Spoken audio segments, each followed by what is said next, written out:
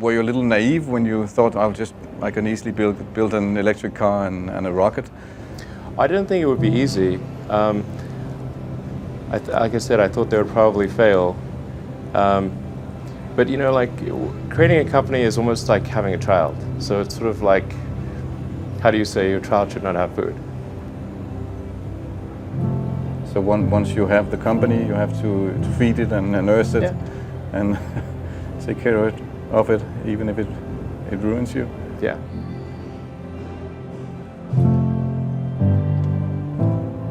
But I suppose there were some tough times in 2008, end of 2008. How did you get through that period of crisis? Yeah. Can we just break for a second? Sure, of course. Yeah. You want to wait a little while? Man, I sure hope it was worth it. Sure hope so. Pardon me? Sure hope it was worth it. There are people who've been in the rocketry business for decades who say about you that you don't know what you don't know. You know, there are American heroes who don't like this idea. Neil Armstrong, Gene Cernan have both testified against commercial spaceflight in the way that you're developing it, and I wonder what you think of that. I was very sad to see that because those guys are, you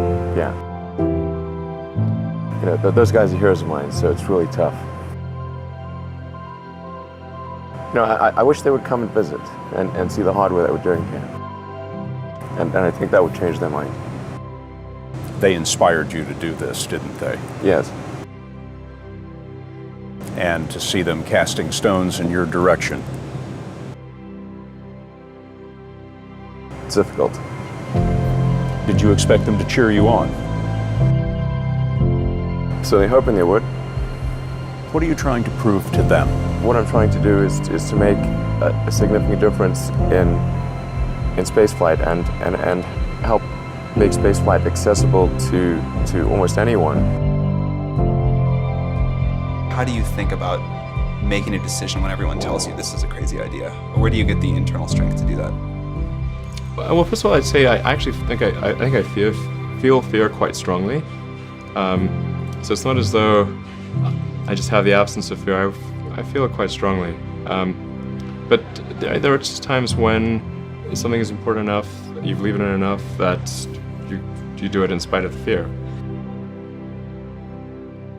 You came along 2 years after Apollo 11, and yet space seems to be in your marrow. Apollo 11 landing on the moon was probably the most inspiring thing in history. It certainly inspired me. I'm not sure SpaceX would exist if not for Apollo 11. I kept expecting that we would continue beyond Apollo 11, that we would have a base on the moon, that we would be sending people to Mars. And here we are in 2019, the United States actually does not yet have the ability to send people even to low Earth orbit. You know, when you get up in the morning, what fires you up? Like what gets you excited about being alive? How do you do that? Is it just sheer will? Is it everyone that driven about the goal?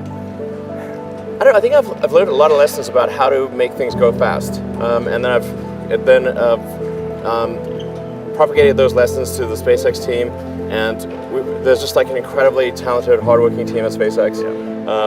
In fact, at times I think maybe there's too many talented people at SpaceX. We have like, you know, too many talented people that we're cornering the market. You know, but there's like this very talented group that works super hard, and just taking the general approach of if a design is taking too long, the design is wrong, and therefore the design must be modified to accelerate progress. One of the most fundamental errors made in advanced development is to stick to a design even when it is very complicated, and to not strive to delete parts and processes. It was very difficult to make rocket reusability work. And then unfortunately the space shuttle ended up being a counterexample of don't try to make reusability work, because the space shuttle ended up costing more per flight than an expendable vehicle of equivalent capability. So for a long time, people were using the space shuttle as an example of why reusability is dumb. You can't take a single case example and make an entire theory out of it. So there's no question in my mind that if you could reuse the rockets, it has to be true reuse, which means rapid and complete reuse. The problem with the space shuttle is only a portion of the system came back. Like the big orange tank, which was also the primary airframe, was discarded every time, and the parts that were reused were incredibly difficult to refurbish. So we embarked upon that journey to create SpaceX in 2002. And in the beginning, I wouldn't even let my friends invest because I didn't want to lose their money. I thought it was like, I'd rather lose my own money.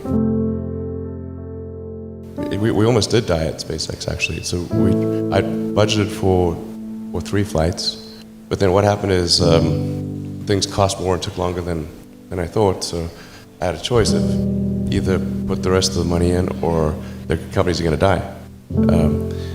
And it's like, so I ended up putting all the money in and borrowing money for rent from friends. 2008 was brutal. Phew.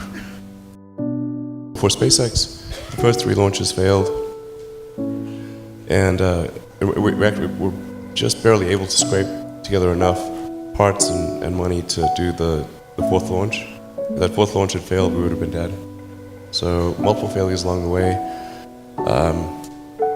I tried very hard to get the right expertise in for SpaceX.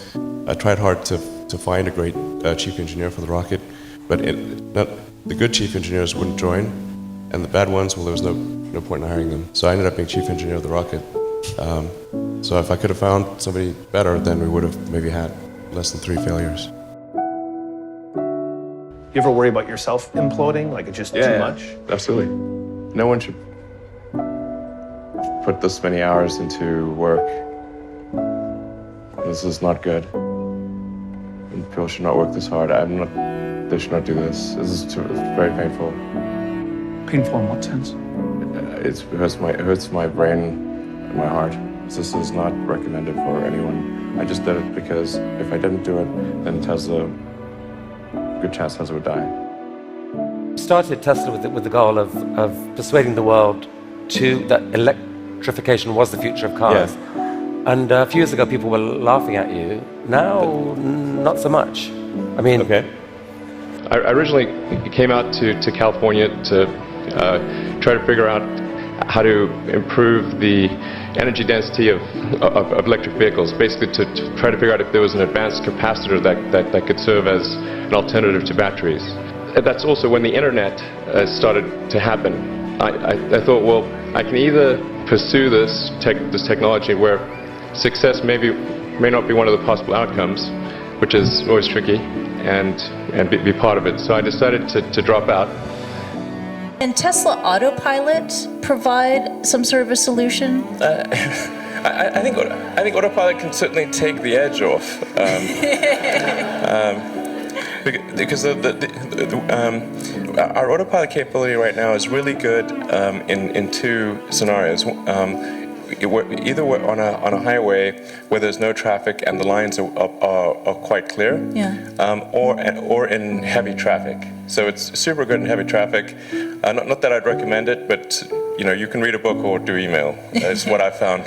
On the Tesla front, the goal with Tesla was really to try to show that what electric cars can do, because people had the wrong impression. We had to change people's perception of an electric vehicle, because they used to think of it as something that was slow and ugly and had low range, kind of like a golf cart.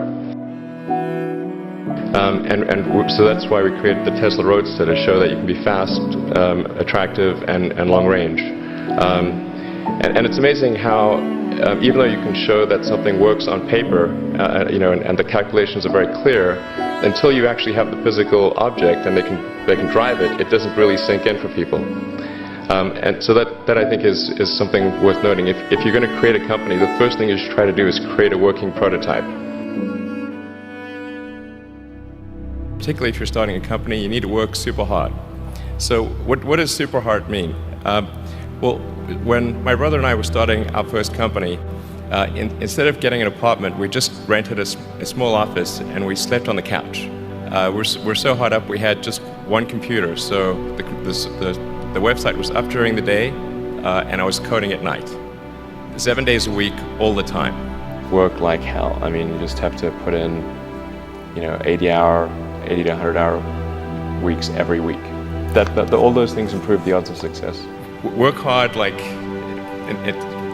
every waking hour. That's the thing I would say, particularly if you're starting a company.